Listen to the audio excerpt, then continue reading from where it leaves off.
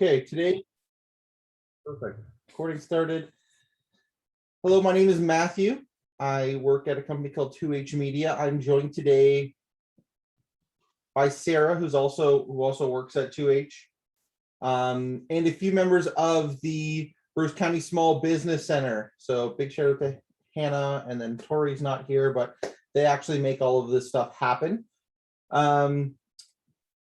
Today we are going to be going over an introduction to e-commerce. So from our standpoint, we became Shopify partners in 2017. We've been in the e-commerce space almost 6 years now. We were developing on a different platform prior to Shopify.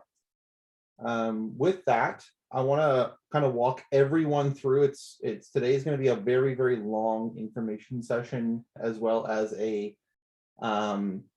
there's a large work component to this. It's in the traditional sense. So I did put a link in chat. I'm going to put in that link in chat again, because that's what we're actually going to be completing together as kind of a team. Everyone's going to be completing it. I will be putting it in the chat again. There it is. You need it. If we were in person doing this workshop, we'd have a bunch of them printed out and you'd be able to fill them out. It's a piece of paper and great. But yes, it's completely free. It's part of the workshop. That's what we're running off of. Like I said, 2H Media, we do a bunch of things. This falls under our education component. We've been doing a bunch of workshops during the month of October, Small Business Month. And we've only got a couple left. October is already gone. I want to quickly go over a few housekeeping things that I should have touched on before. At any point you have a question, you can use the chat. You can I would encourage you to message everyone and not just to the presenters, so that everyone can actually read the question. I'm going to do my best to answer the questions that you've got. If it's like super off topic and a little bit more niche, we'll save it to the end. If it's like really on point, I'll answer it exactly when you ask it. The slides are available to everyone for free. I'm going to give you a link to those slides so that if you need to leave early, you can download the slides yourself. They're a PDF or PowerPoint. You can just click them and download them, then that's great. Additionally to that, the workshop is recorded. So if you wanted to access this in the future, you can absolutely do that as well. With that, we're going to get going. So what are we actually going to be doing today? So what we're going to learn, we have eight sections on this. I am keeping an eye on the waiting room because there's more and more people coming in. So we're going to go over what is e-commerce. We're going to be talking about finding your audience, the right kind of products, distribute. We're going to go over a little bit of distribution, reaching your audience, so marketing, calculating profitability, resources that you should have as a small business owner related to e-commerce, and then Q&A. Right on. So we're going to dive right in. My cat should have also gone on that agenda. He is new. We adopted him. He is loud. He is needy. He's probably going to jump up on me. I love working from home. Cool. So what is e-commerce? E-commerce, a fancy name. It's just when a transaction happens online. The E stands for electronic. It's buying or selling things over the internet. It's a little bit different than like teleconferencing, where you're buying something over like the TV that used to be really popular previous to the internet shopping channel, things like that, where you're phoning in. E-commerce, again, very, very simple. It's the buying and selling of goods online. Very, very straightforward. It's huge. E-commerce is absolutely massive. I could probably get some more updated stuff here, but it's absolutely, it's a you know, that those are in trillions. That first digit is a T, which is kind of insane. I can't even fathom how much money that actually is. But it's growing every year. The pandemic has only further emphasized that. And again, like my little graph shows, it is just going more and more and more and more and more. So the goal here is, it's not a fad. It's not something that like would be a nice to have. It's kind of mandatory for businesses to at least have a product offering online. One of the big questions we get asked is, okay, if I'm not comfortable selling online, or transacting online, that's fine. Normally what we would recommend then is a lookbook, so at least people can see your goods and services online, so that you can be found, and then they would still be able to make purchases in store or through your traditional means of sale, but still allowing individuals to see your product offering or service offerings at a few keystrokes is very, very important, even if they're not actually able to check out and actually you to capture payment. Right there. Great. So why shoppers buy online? Fairly straightforward. It's a global audience, so I can go get product from anywhere in the world. It's scalable. I can go and get 10 of something or 1 of something. It's easy to gather data, very easy to gather data. It's a younger audience. And there's a lot less risk. I don't need to open up a brick and mortar store. I don't need to sign a lease. Yeah. I don't need to do any of the thing. I don't need to worry about a permit. I don't have to. There's a lot of things I don't have to worry about as someone trying to open up. Like why go through all the headache if I can't sell it online? Why would I sell it online before I can sell it in store? Good. Phone always goes off. All right. Oh, I sell. You know what? I think I have these slides backwards. That's okay. There's a lot lower prices online. These are good and bad things. It's very convenient. I can shop at 2 in the morning. I can shop at 10 at night. I don't need to wait till the stores open. There's definitely a wider selection of goods online than traditional buying and selling. Comfort, you can buy from your pajamas. You can buy on your couch. You can buy things from your vehicle. And then repeat purchases are made a lot easier. Oh, the headline. I'm just going to... Perfect. Misconceptions. Before we get into the last little section here, misconceptions.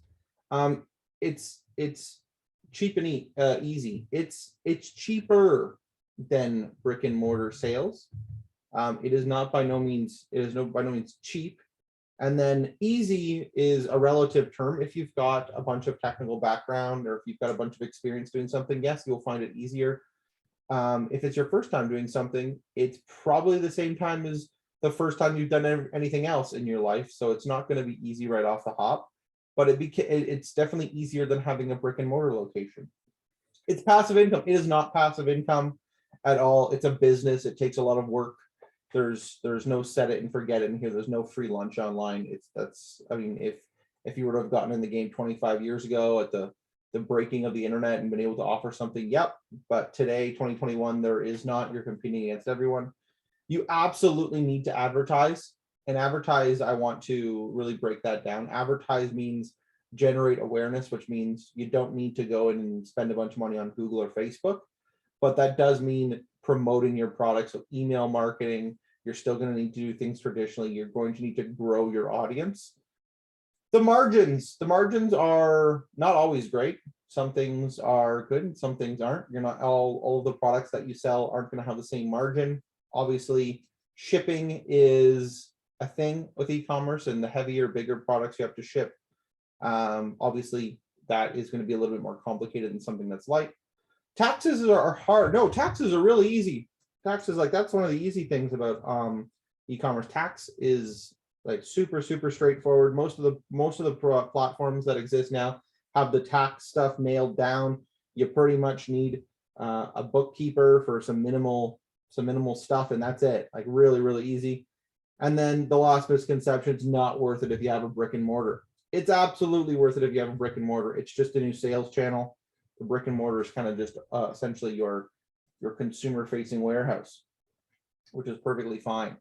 With that, we're going to get into this. So this is what we're actually going to be working through today. It's very similar to a business model canvas, except this one is completely geared to online selling, so e-commerce. I'm going to put this link in chat again for everyone. You can go download it, write that link. It's free. It's we have a sister company called Sprint Point where we house all of our documents so that people can access them whenever they want. Everything on that site is free. They're all just business resources. This canvas, we call these a canvas. We're going to go over 5 sections. What you'll see there is 1, 2, 3, 4, 5: audience, product, fulfillment, marketing strategy, and value. We are going to be tackling all of these sections today during this workshop today. I would encourage you to come back to this document if things will change. So in another 3 to 6 months, something will change.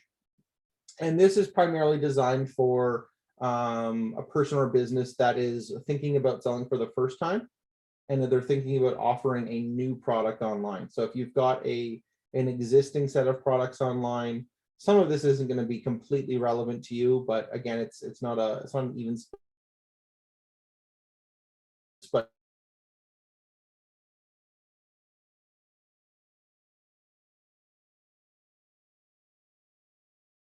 more people come into the waiting. So I'm going to give everyone a minute to download this document and get it in front of them. It's a PDF. You can download it, you can edit it, you can print it, you can write on it. There's a whole bunch of things. Again, if we were together, everyone would have received a bunch of these.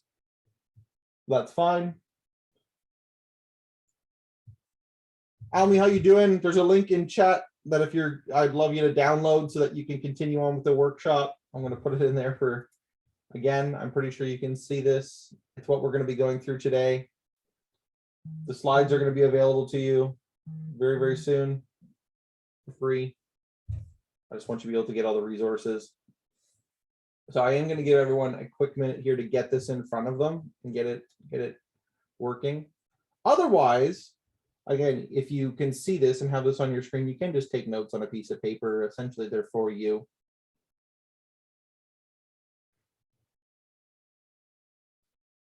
No worries. Thank you.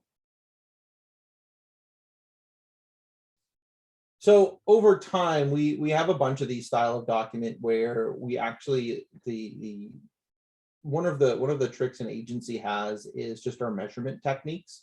So we always want to be measuring how we're actually performing. And it's very hard to measure things if you don't write them down or record them. So either electronically or traditional methods. So with this, if the more you record, the more you can change over time. And we don't want to rely on our memory for how we're doing in business. We definitely want to have something a little bit more concrete than that. So pretty much everything on that Sprint Point website that you were just at is designed to allow you to record your thoughts and results over time, and then be able to refer back to them. So another big one would be we have a very similar product to this called the Black Friday Cyber Monday Canvas, and it's all about putting together a strategy and launching for Black Friday Cyber Monday. And again, you wouldn't need, once you've done that once, you wouldn't need it again till next year. And again, it's going to be very difficult for you to remember on all of the things that happened a year ago this November. So the goal there is record it, save it, bring it back up when you need it, and you can keep moving on. We are going to keep going. So if you have trouble with that document, please let me know. We're going to start with, yes, box number 1. My Zoom will work. Audience, great. We start with audience first. So we normally start with audience before product because we have more control over the products we sell. We don't really have very much control over the audience we sell to. So the audience is a little bit of a larger risk. We have less control as business owners of who actually is buying the product. So that's where we want to start. We want to ensure that someone is going to be around to actually pay for this. So if it could be the best product in the world, but if there's no audience for it, going to be very difficult to make a living. So I want to start with the audience in mind first. And normally this audience has to have something in common with your brand or a need for the product. Like obviously you're not selling very many baby strollers to people that don't have a need for it. So the goal is we're going to start with the audience first. And the big question you need to ask yourself is, what need does this audience actually have? What need are they trying to fulfill? It's going to be different for everyone. So everyone is trying to have a business doing something different, but we really need to focus on their needs. So if we can answer that and display how the product actually solves those needs in the second step, things are going to be a lot easier. So understanding what their problem is, what their need is, why they actually want to buy this product in the first place is where we're going to start. We have 4 key segments here. This is going to be like very, very traditional marketing 101. demographics, geographics, behavioralistics, and psychographics. It's just understanding your audience, who they are. So in that first box on the canvas, you're going to write down a little bit of information on who they are. So demographics, their age, where they grew up, things about them. So gender, age, income, marital status, a whole bunch of things. We definitely want to know those things. Something like that, and we do get asked this question a lot. It's like, well, why would I need to know about that? Why would I need to know someone's age? Well, when we're working with photography, who's actually going to be in the photo with the product? If we need a photo, we're going to try and have a very like-minded audience in the photo. We want to put someone, if I'm selling something to a 50-year-old that's designed for a slightly older audience, I don't want a bunch of teenagers running around with the product in all of my photography, because that's going to be a mixed match of values. Geographics, pretty simple, pretty straightforward. It's just, where are they located? Where? Southern Ontario, Canada, North America, like where is the audience? Behavioralistics, a little bit more complicated. It's behavior categories. Are they repeat buyers? What do they actually do? Are they avid? Do they play a lot of video games? Are they interested in finance? Are they avid internet users? Or where do they all fit into what they believe in? And then psychographics are a little bit more in depth too. So, and often harder to capture.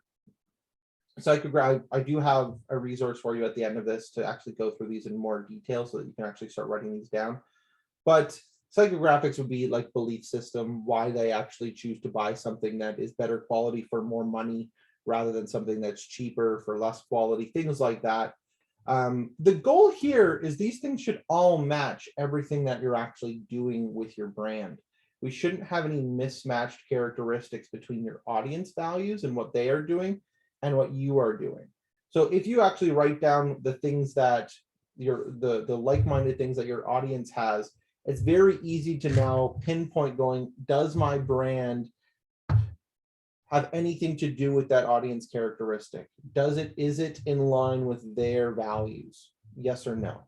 It's very, very straightforward. And this is where we have to really, really be honest with ourselves, saying, okay, great. Does this feel like a very Canadian website? If I'm selling to primarily Canadians, do I mention anything about that? How do I actually drive that home? So right off the hop, knowing this information about your audience is very, very important. And then it comes down to really about in terms of what they value. Do they value quality, quantity, customer service, low prices, exclusivity? There's a whole bunch of things that your audience might value. They can't value everything. It's normally a triangle. Normally you've got customer service, speed, and price, and you get to choose two of those. You never really get three. Businesses really can't do a good job at three. But normally, above all else, your customers will have one of these as the most important thing.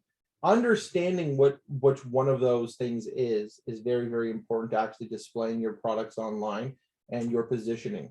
So if it is good quality, if that's what your audience cares about, we have to talk about the quality. Are we actually doing that? Are we showing close-up images of the materials? Are we doing things like highlighting the warranty and standing behind the product? Do we have lots of customer reviews? Do we have great social proof? Do we have any other support from any other industry partners that have also bought the product that can say good things about it?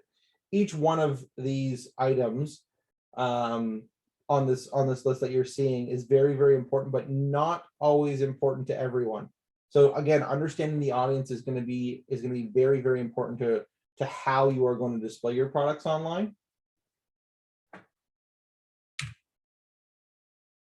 Value and budget. So we're on to there's another little block in the audience section at the top left-hand corner of the canvas. Value and budget, and these are two very different things. Value is about how important the problem is that they're trying to solve.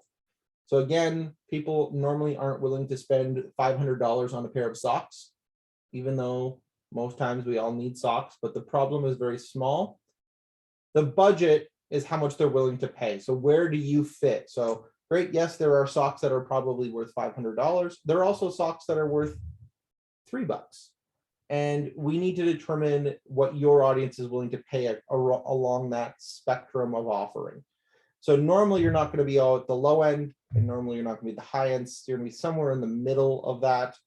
But we do need to define how valuable the problem is to solve, and then your audience's budget. So if we have a mismatch in terms of, wow, the value is really high, but the budget is really small, it can be very difficult to convince someone to spend their not so big budget on a very big problem.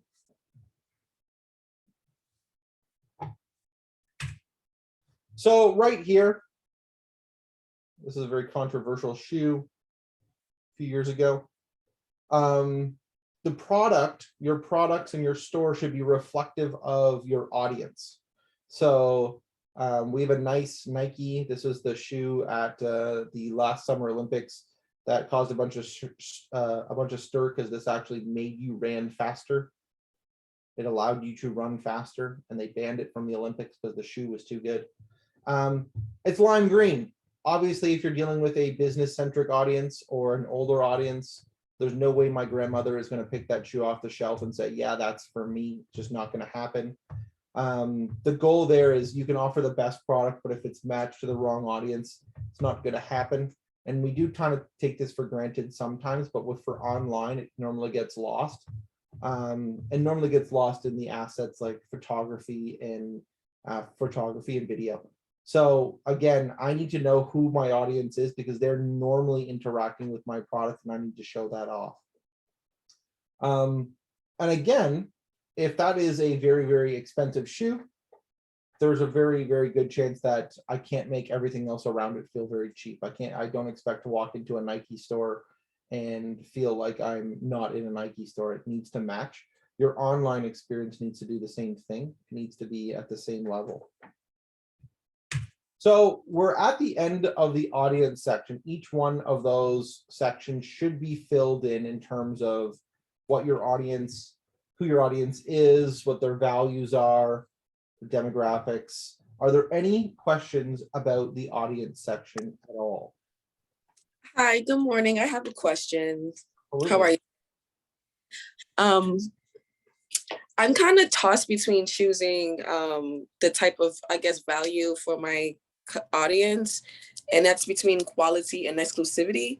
And I wanted to know, like, or perhaps also, what's the real difference between the two? Because right. So those two values are not competing values. So it can't be cheap and super exclusive. It can be expensive and super exclusive. So like a Ferrari is expensive and it's exclusive. It means it's not a production level car. They don't make 400 million of them a year. So with the two values that you express, so exclusivity and essentially price or value, those two things don't compete against each other. So the more exclusive it is, the higher priced it should become. Agreed. So if you're trying to build a product around exclusivity and it was really cheap, there's going to be a problem there. You can't have something exclusive that's only worth $10. That's not how you're going to want something exclusive that's worth 1,000.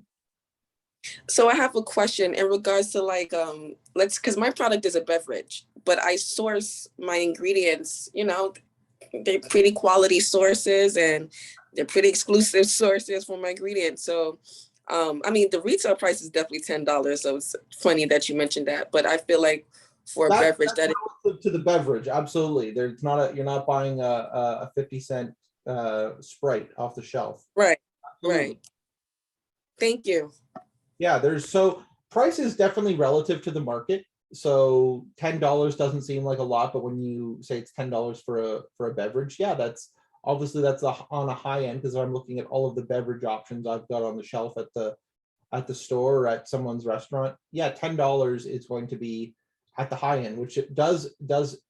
Yeah, there's going to be other options that are going to be more inclusive.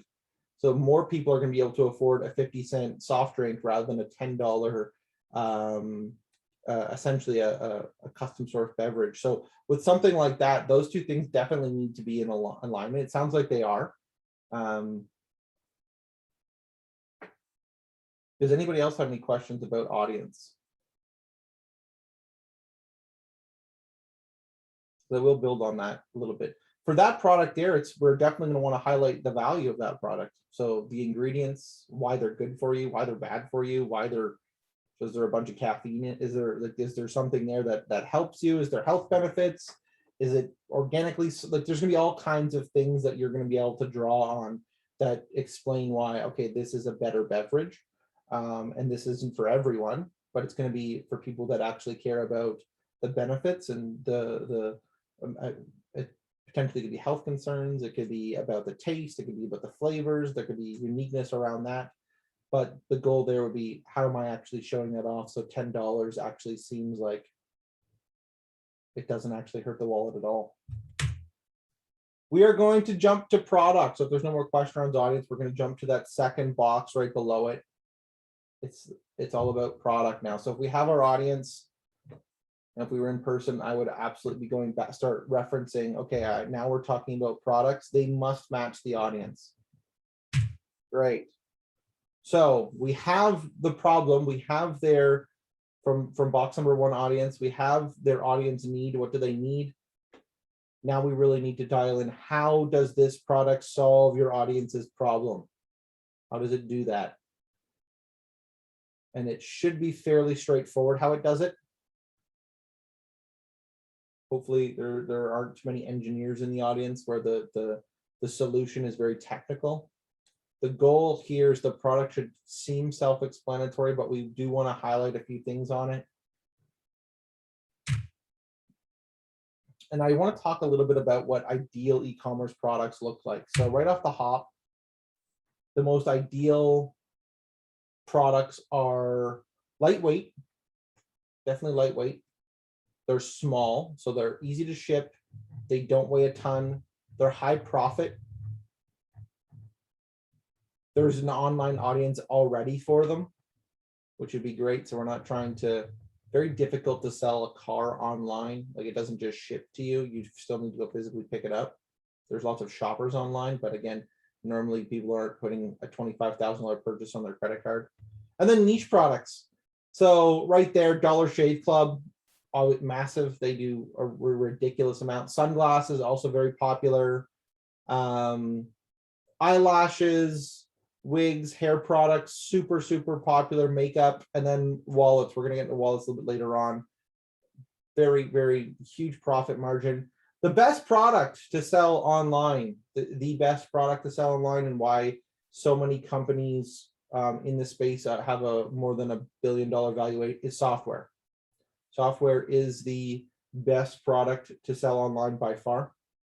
There is no wait. It is free to ship. It's super high profit. There's an online audience for most of it. It's easily scalable. You can create 1, a million. And oftentimes it's niche, and it can niche out in many industries. So software, that's why most software companies have a massive audience and a massive valuation. If your product, what we're going to try and stay away from is if your product is none of these things.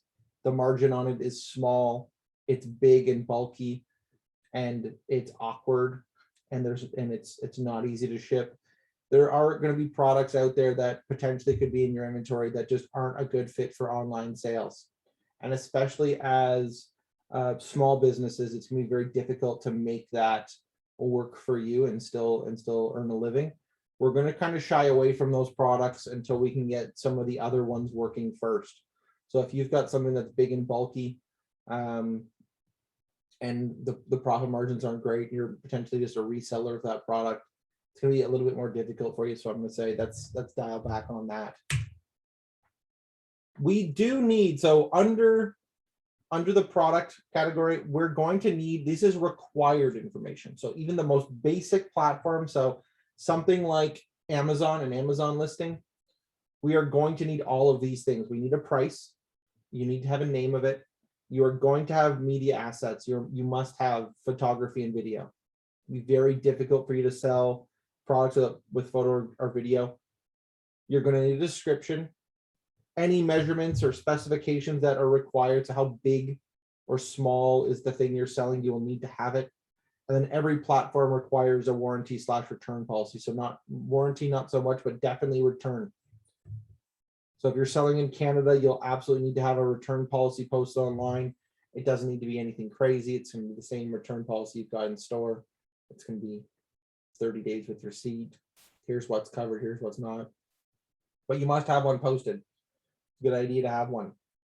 And this is at the bare minimum. These are the bare minimum things. So if you don't have good photography of the product, that should be on your to-do list. If you don't have anything to actually outline how much it weighs or the size of it, we want to put that in perspective. So with this, there is some work to do here. You're definitely going to want to have all of these things nailed down. And if you get stuck at any of this, find a competitor and see what they're doing about how their products stack up against yours. So what they call it, the descriptions, the videos they take, the photos they take, how they're actually giving that information to the customer. A big thing here is the customer doesn't get to pick up your product. They are losing a few of their senses when it comes to the transaction. If I was purchasing in store, I can pick the product off the shelf. I can feel the quality. I can feel if it's heavy. I can touch it. I can smell it. I can taste it if I need to. The goal for this is we only get sight. So online, we only get someone's sight and that's it. So if I don't show them, they don't know. So if we don't tell them or show them, they cannot make the best decision possible. And the goal for online selling is to recreate the in-store experience. I want to know how big it is. I want to know how much it weighs. I want to actually have all this information because I'm going to make a better purchasing decision as a customer. So you need to provide your audience the things that they need. And normally we can go right back to what does the customer do in store? I want to mirror that online. So great, we are going to complete the solution and product info section. So if you don't have a great solution or if it's not explained well, please do that now. And then all of that product information, we definitely want to get in there. You're going to need it. If you've already got it online, don't worry about it. If you've got a store already, that's cool. If you don't have something, now's the time to really figure that out. I'd write that down, write yourself a to-do list. Okay, I don't have the measurements displayed online. I don't have the volume of something. I don't have how big this is or small it is, what it's made of, the ingredients. If I'm not listing that stuff, you're going to need to. So definitely, more likely than not, you're going to have some direct competition and lots of indirect competition. I would make a very, very quick Google search on does a similar product currently exist? How much do they cost? How much does that product cost? And then how is your audience potentially finding your competitor's product? So if I was to make that same Google search and I was a potential buyer, I want to know what my audience is actually experiencing as well. So I definitely want to go and check out what my competitors are doing, how they're doing things, when they're doing things, how often they're doing things. I want to have a very clear eye on that. And this should be something you're doing on a monthly to quarterly basis as a business anyways. I always want to kind of keep an eye on what my potential customers are seeing from everyone else. I don't get as much control as when someone's shopping in the store versus another store. Online, they can be seeing all kinds of things all around the world. So my goal there is to understand the ecosystem a little bit better. And again, I'd be looking at cost, who the other players are, and then what value are they bringing to their products. So I have a very, very quick activity for everyone that we're going to go over. Based on you and your product, I want you to make a quick Google search on what your product is. I want you to find how many other companies are selling something similar to yours. So, and how many did you find? I want you to record the price range. So from low to high. while you're looking at that information, I want you to compare a few of the things on the left here. So I want you to compare your imagery to theirs, your price to theirs, their copywriting to yours. Do they have a bunch of social proof? And then the overall quality of their website or their Amazon listing, or if it's something else. I want you to take a look at this. This is something that's going to be very, very consistent over time. As an agency, we do this all the time.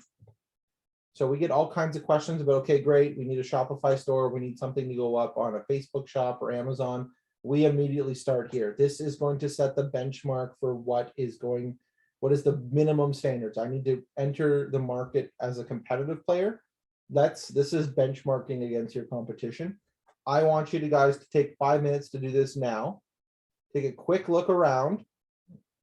We're not going to spend too much time on this, but 5 minutes. I want you to take a look. If you don't have a product already, that's perfectly fine. If this is just an introductory course and you're thinking about putting something up online, I still want you to do this because this is your baseline.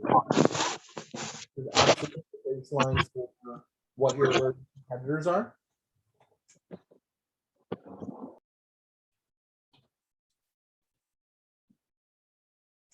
So 5 minutes, and then we're going to open this up. We're going to see what we've got.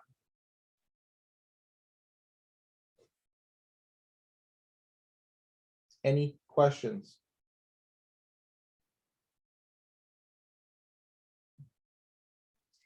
Actually, can you go to the slide prior to this one about the competition? I just didn't get a chance to catch it.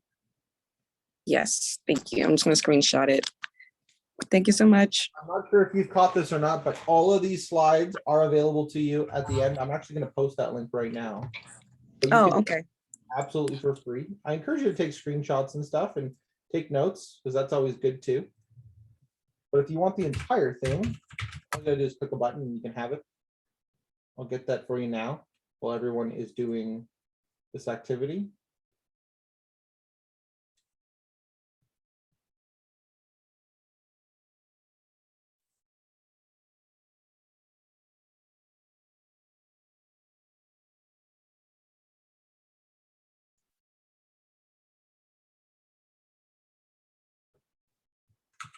I'm going to put the slide link. It's just our website. They're right there. You can find them. You can find the Canvas, the PowerPoint slides, and the PDF slides all there. It's just a digital download. You don't need to pay for them. I'm not even going to take your email. It's right there. But yeah, if you want to take screenshots or photos and things like that, if you find them to be a good resource, absolutely take them. This should be something that you're always going to come back to in the future. Is again, you don't know what you don't know. So until we go and look at the competition, did they launch a new product? Are they charging more? When did they increase their prices? Does it look like that price increase is being successful? Should I increase mine? There's going to be lots and lots of information we gather from our competitors. One of the best ways to keep a good eye on this is actually subscribing to your competitors' email news lists. And then they're just going to enter your inbox naturally. So you're going to see what they're up to all the time. So if you've got a product that fits into a similar category, even if it's in a different market. So if I was selling something in Canada and there's a massive player and they're in the UK, but they don't really come here, I still want to see what they're doing because those trends are important and those will influence my business. So even if the product can't get to Canada for whatever reason, I still want to see what's happening in the environment. And again, to keep it kind of automated, just sign up to their newsletter, start getting the information they're broadcasting out, and now you're going to have information going, oh great, maybe you should do something like this for our social media. Maybe this information is really important, especially if they're a bigger player and they're able to do more research on or have a bigger budget in terms of marketing. I want to kind of copy their lead, and that's just a fact of maybe not having as many resources as some of the other players. But yes, a few more minutes.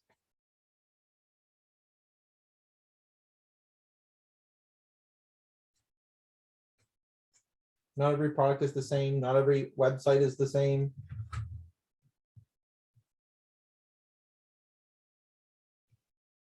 Normally what we're going to find is that the price range is super, super wide. The price range is going to be like a 1 to 99. It's going to be all over the map. So like, even if it was cars, yes, you can go buy a car for 16,000, you can go buy a car for probably 16 million. There's a massive price range on most things. We really want to fit in somewhere there. We really don't want to be too low or too high. We kind of want to be that Goldilocks range.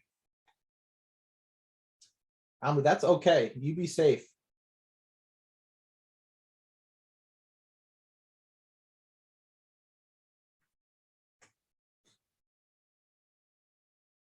Yeah, a couple more minutes, 2 more minutes, and then we're going to get going again. I want to go through if anyone has any questions on this.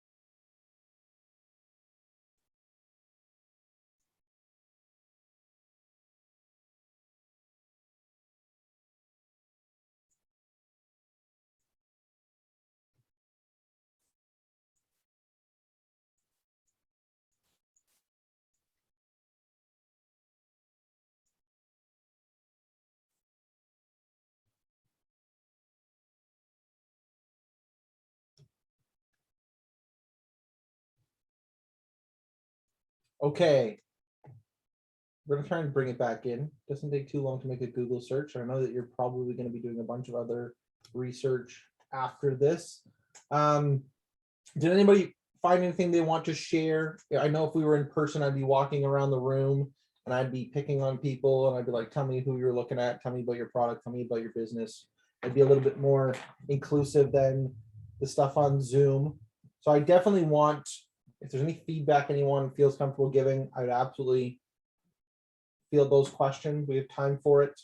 The more you give, the more you're going to get from this presentation. So definitely, floor is open to anyone who wants to talk about anything they found.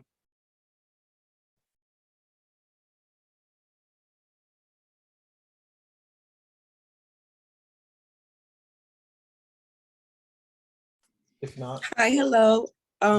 Not sure if anyone's jumping in, but I'll totally will. jump in. So I've actually already started this research. I have a beverage company where I sell cold brew and other herbal teas.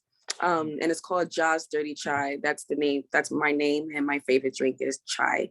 So oddly enough, little backstory, I was barista many years ago, and and we outsourced our chai. And now doing research in 2021, my competitor that I came across, I realized was the chai that I was brewing as a barista, and her name is Donna. Well, the name of the brand is called Donna Drinks. So even just then off the rip, the name is kind of similar. Their pictures are clean and crisp with a white background. They have a sustainable goodness statement. They're also gluten-free and organic, gluten-free, organic, and vegan certified. And they offer like similar things. Like they have their cold brew that they, well, not cold brew, but they offer the cold brew and chai mix, which I'm personally working on. But my cold brew and chai is separate. And they also have a turmeric tea. And, you know, this was just all been unbeknownst to me because my barista job was definitely like 4 years ago. They've been around for about 8 years now. And I'm just starting or getting more officiated now. But they're really my direct competition. And it's just interesting how the universe works. They also sell the same size and at the same price. Well, similar, it's at $9.95. So now I'm wondering, should I go down to $9.90 or something? so now all of these questions really start to work themselves out, and there is some Right. strategy around, are people getting more willing to buy if they see a 9 first instead of a 10? And then what does that nickel really do to your profit margins? Probably not a whole lot. So am I going to get more conversions from that? It sounds like you've done a little bit of homework, and that's really important. So we didn't actually we didn't actually talk about too much of this, but I'm glad you went through it because it's great. Your size comparisons, how does it stack up against your competition? So in terms of size and formatting, you've done that. There's going to be quite a bit of that that everyone else needs to do too, is how well does my product fit into the existing marketplace already? You mentioned that they've got a new flavor, they've got some different flavors. There's going to be some competition there. I'm sure if you were to release something new, they are going to try and combat that very quickly because again, everyone's fighting for market shares. You mentioned turmeric. If you were to come out with something tomorrow, a new flavor tomorrow, they are going to try and match that if it is successful. They will absolutely try to do that. That's just smart business.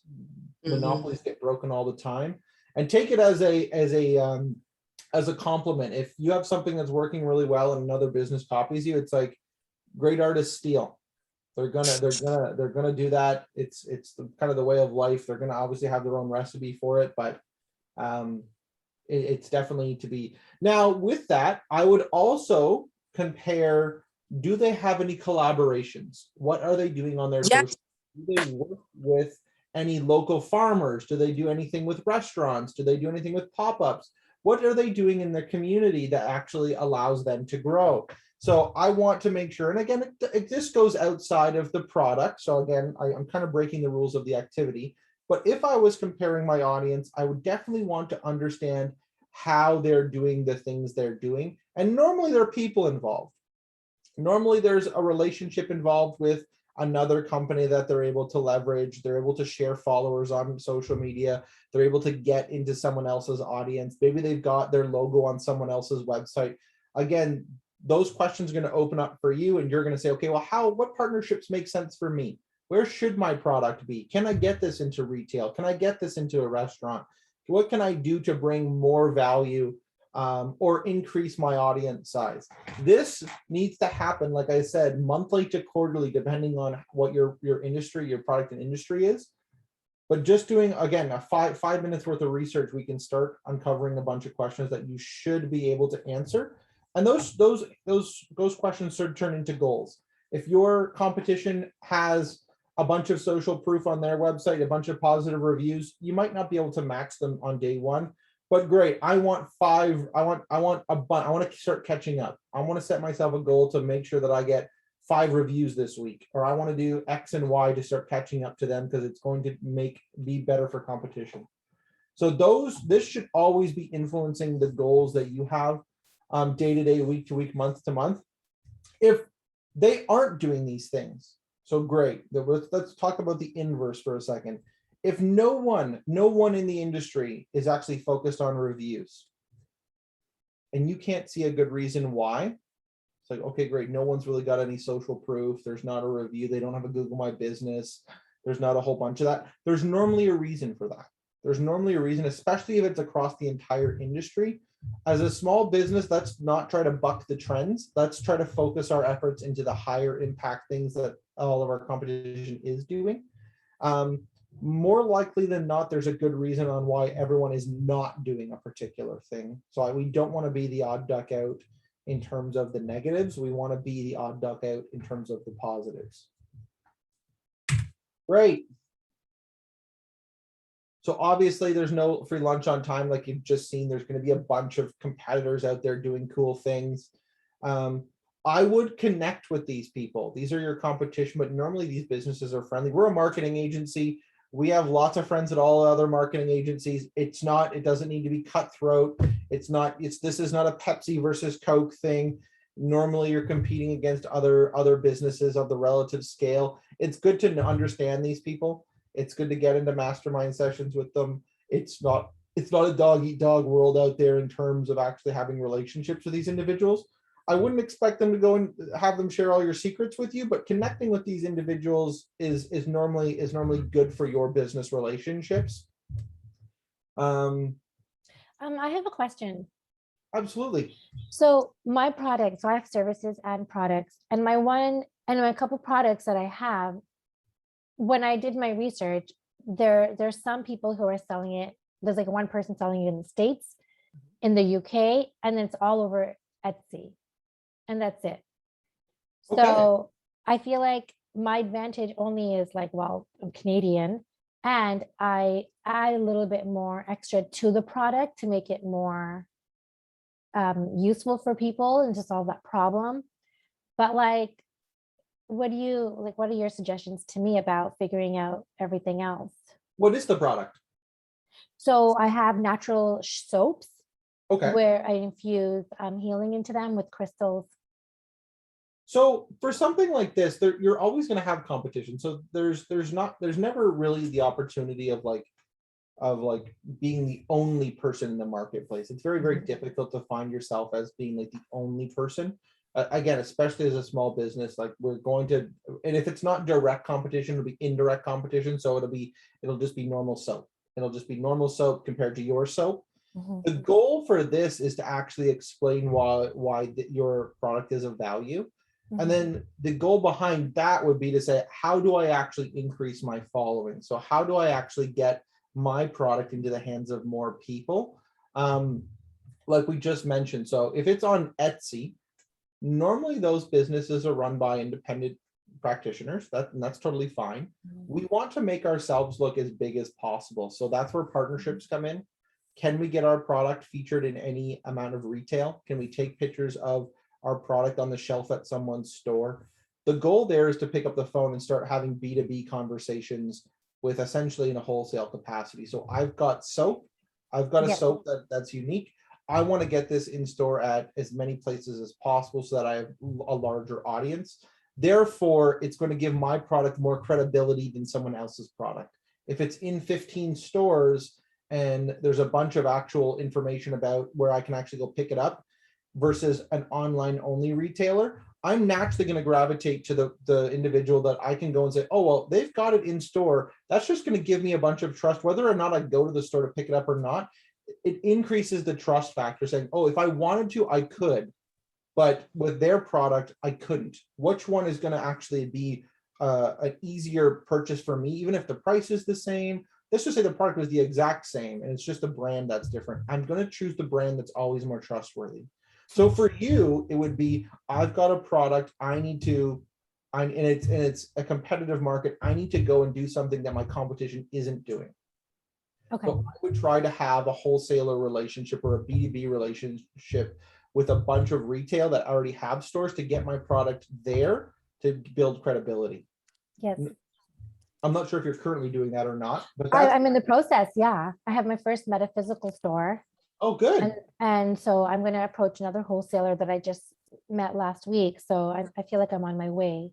Good. And I'm just working on my packaging. And I think you're going to be discussing that soon. So We are. We're going to yeah. talk a little bit. Yeah. So with that, I would continue on. I would set obviously some very ambitious goals to get into as much retail as possible. And those wholesale relationships are great for cash flow. Yes, we lose a little bit of margin because we're splitting some of the profits with our wholesale partner. But again, that's, making bulk sales is just part of business. And I would absolutely say, okay, great. Do I need to cut profit for volume? I will hands down do that every time I can. It's good for business. We gain more through a wholesale relationship beyond dollars. So there's way, way, way more that we stand to gain by sacrificing a little bit of our margin by gaining, it's not exposure. It's actually getting my product into the hands of someone else. Yes. The product's already sold. So absolutely great to have everyone. If you can have a wholesale relationship with, I know we're talking specifically about e-commerce, but this does go back to social proof. If your product can be found in store, it's a huge amount of value. It feeds your social media content. It feeds your email marketing saying, hey, we're now available here. You can give shout outs to those partners. And at the end of the day, I really don't care how the product gets sold. It's all money that's coming back to you. And if we can sell more volume, it should lower the cost of your production. If we're doing greater volume, it's going to allow you to scale your business. Maybe we can have, maybe we've got 10 wholesale orders now. Maybe we can actually have an employee handling all of that business. Maybe it's contract driven. So I've got to deliver X amount over time. There's a lot more flexibility that happens with a B2B relationship. On top of the fact, with that, normally it comes down to market share. So most retailers aren't going to take 15 lines of soap. They're going to take 1 or 2. And so if I can get in before my competitors come in, it's a huge advantage to you. Thank you. Absolutely, yeah. So that's a great one. And again, I would still offer it online, like of course, if people want to. Do you think that I should still offer it on Etsy? Because I've heard funny things about Etsy. It's so we hear all kinds of things about all different kinds of platforms, and I want to take this with a grain of salt because we're as owners of this, we're kind of seeing the inner workings of a platform. I don't care what other business owners say about Etsy. I care about what customers think of Etsy. Okay. So if it's good, it's good. If it's not good, it's not good. It's how the customers are treating the platform. Okay. There's a different example I want to bring up. There's a lot of people that hate Amazon. There's a lot of people that hate the whole inner workings of it, the politics behind it, everything about it. But when it comes down to it, Amazon has a lot of trust. There are pros and cons to buying something off Amazon. We're not Amazon people here, we're Shopify people, but I want to talk specifically about the platform for a second. There's going to be inherent characteristics to Etsy, just as there is to Amazon, and just as there is to Shopify, and as there is to any other e-commerce channel out there, WooCommerce, Magento, any of the other ones. The goal there is we're looking at the perspective from the customer. They don't get to see behind the curtain.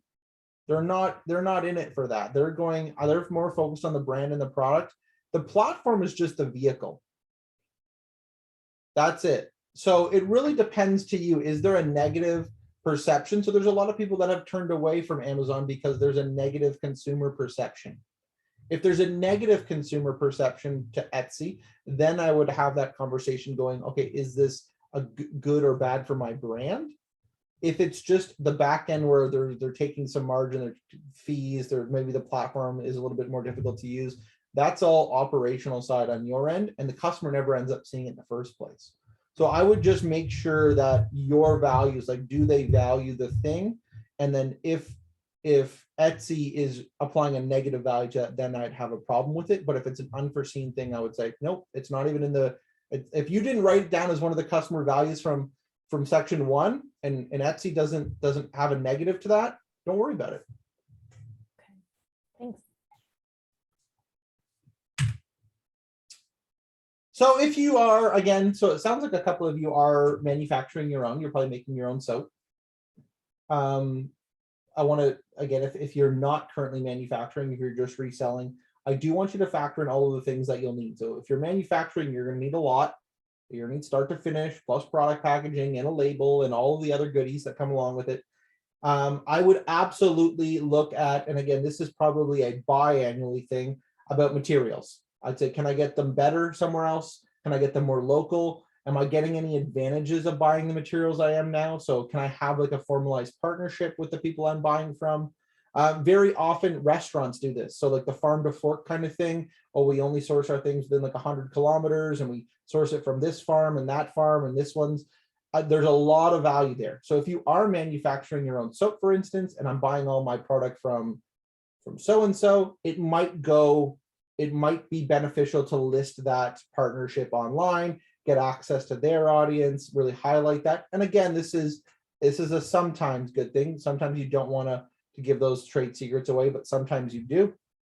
And if I would continue to do your research around, are you getting a good deal on that relationship? So are they providing you a good product, a good price, a whole bunch of things around if the actual relationship is in your favor. Normally, I would always encourage you having a backup plan. So wherever you get them, if the original manufacturer, let's just say, is out of stock, I always want to have a plan B for every critical part in the ecosystem. So if I have to sell something, I want to have an A option and a B option. Always. We're all experiencing the supply chain shortage that's happening right now on a global scale because shipping is a huge problem. For small business, we should always have an A and a B. Big business, they kind of get locked into contracts where they're not really able to have a B at short term notice at scale. Small business, make sure you have that. So I want to talk really, really quickly about our friends over at Alibaba. Great. There's going to be a few things that I'm going to want to go over. The product. If you do need to import anything, if you need to buy anything in bulk, Alibaba is probably the best place to go. It's just a B2B wholesale marketplace. We don't have any affiliation with them, but they do have good product there. There's lots of other wholesalers. So if you're buying things in bulk, cans, labels, pretty much anything, bottles, caps, anything, great. With that, there's going to be some freight terms. Again, we get really, there's an entire workshop around importing, exporting, shipping product. There's a bunch of Incoterms that you'll end up needing to know. They're not very complicated. Right now, getting product into the country is a huge problem. So if you're buying, we work with a lot of sellers that are actually bringing things in by the container. So you're bringing in 1 million of something or 500,000 of something or a container of something. Very, very expensive to do. It's a huge time delay. I would be looking at trying to do something through this to actually break those product costs down, import more frequently, more frequently, rather than in big bulk. But if you're not having supply chain issues, you probably don't have a problem with your product right now if you're making it yourself. Any questions about product? We are at the end of number 2. We still have a lot to go. If there are no questions, I'll speed along. If there are questions, happy to answer them.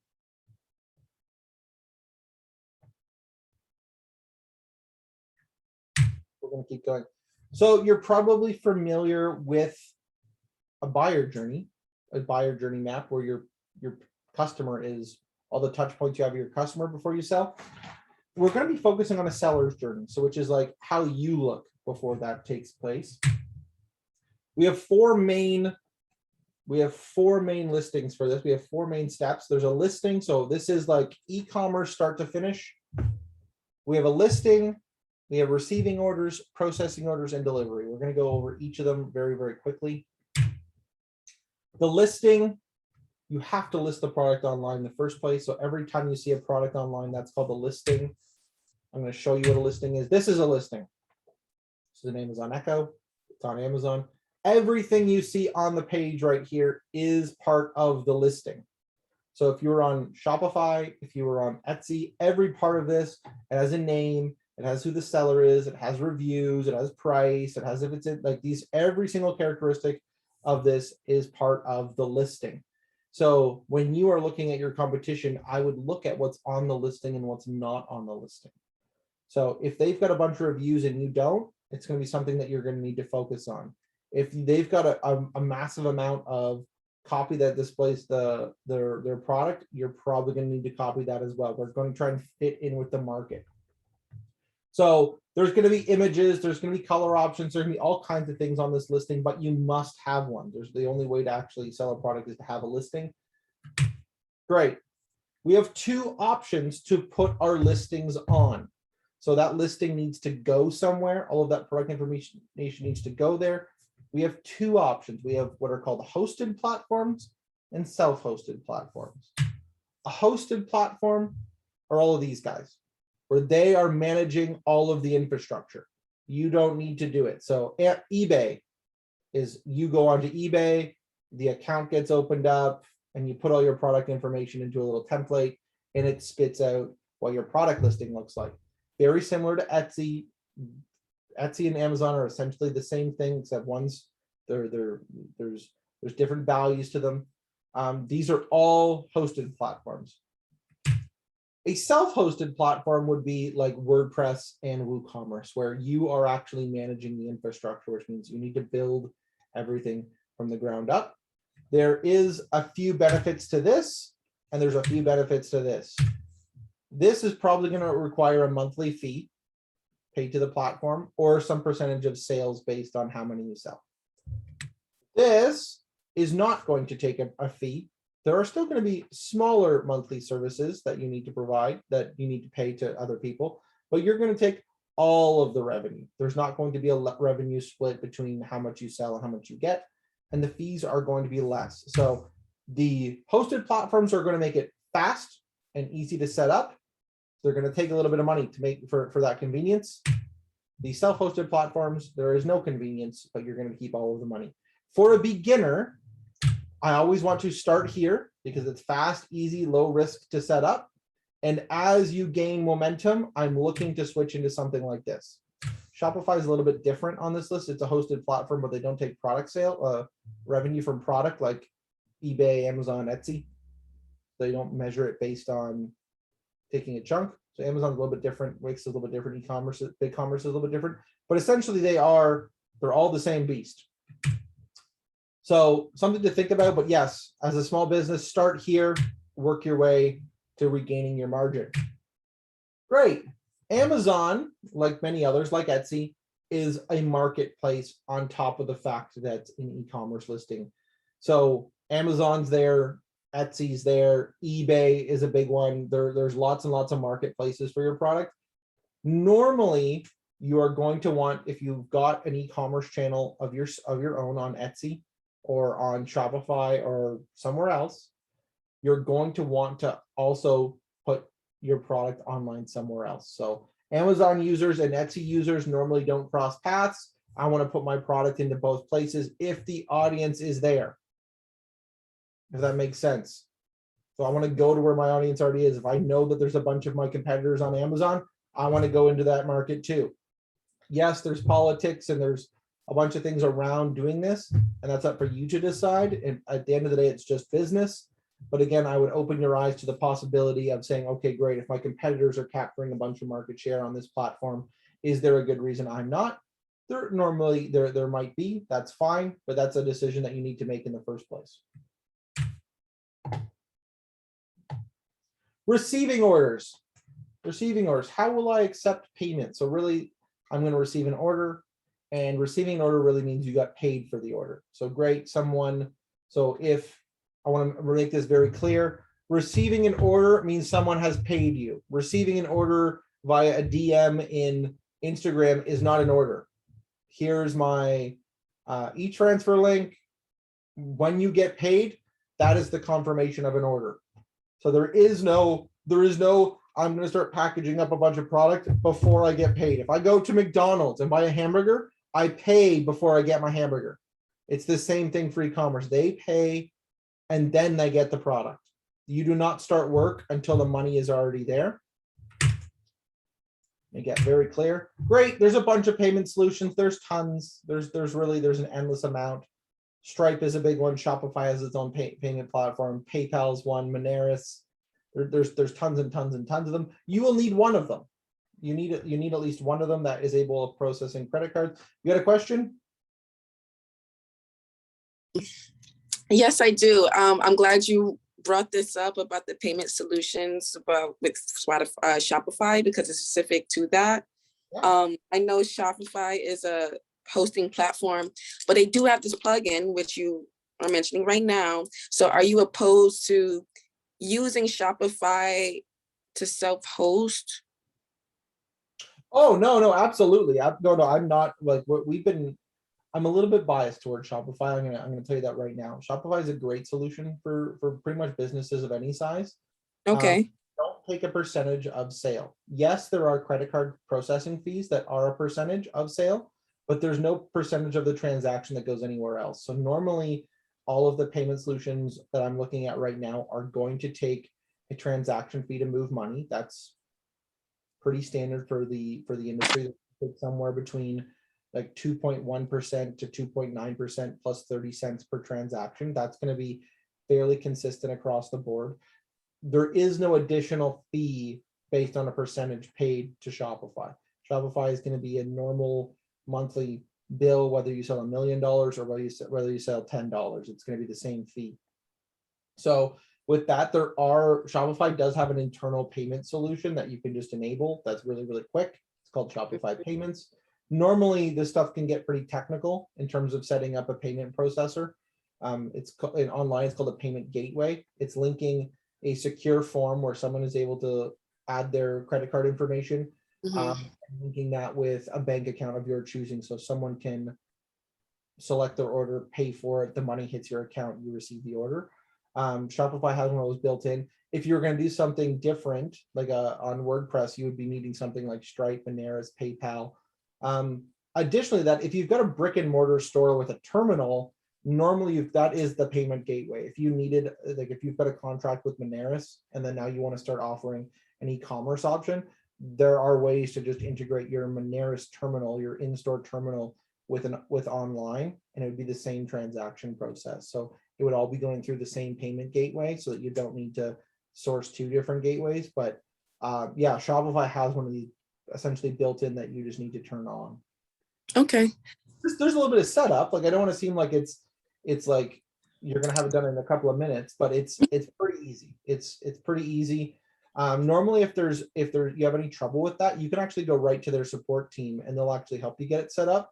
There's no breach of there's no like privacy stuff that comes in contact with a payment gateway. It's just you're linking their gateway to your bank account. So I could give you my bank account information and you can't do anything with it. You can deposit money into it and that's it. It's like essentially like a void check. It's like, here it is. That's what I need to hook up. There's not a whole lot of risk around it. The risk comes from giving their payment details to you. Do you know if Shopify offers like a point of sale payment gateway too? Absolutely. Shopify does have a POS system. It's fantastic. Oh, great. If you're interested in that, send me an email. I'm going to put my email in chat. They're running some cool stuff right now. It's all driven off an iPad. It's really, really cool stuff. I'm going to put my email in chat. I have that with you about POS stuff. It's super, super awesome. They've been running it for a few years. It just went through a whole upgrade. It's called Shopify POS. And Excellent. Links your store to your, yes. Question from Sandra. If you sell in the US, do you recommend having a US bank account? Yes, you must. You absolutely must. So most online stores will be running separate bank accounts based on the currency you're collecting. This is a very good question. If I have a shop and I've got a marketplace in the United States and in Canada, I want to have two separate bank accounts. And there's a really big reason for this. I want to collect the currency that the person is paying from, and I do not want to pay currency transaction from US to Canada every single time. I want my money to stay in US funds until I choose as a business owner to transfer them into Canadian funds. I do not want that to happen automatically. Opening up a US bank account is completely free. You can go down to whoever you're banking with, any major provider. You can open up a US account. They're absolutely free. And now you just have two accounts. Especially for a business account, there might be a monthly fee. There might be something. It's going to be far, far less than having the currency conversion happen every single purchase.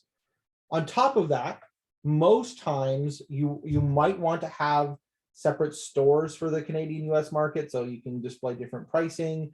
Maybe the product offering is different. Maybe the shipping terms are different. Maybe there's going to be differences between those markets. And those are big maybes, but yes, absolutely, bank account, 100%. It's going to save you lots and lots and lots of dollars.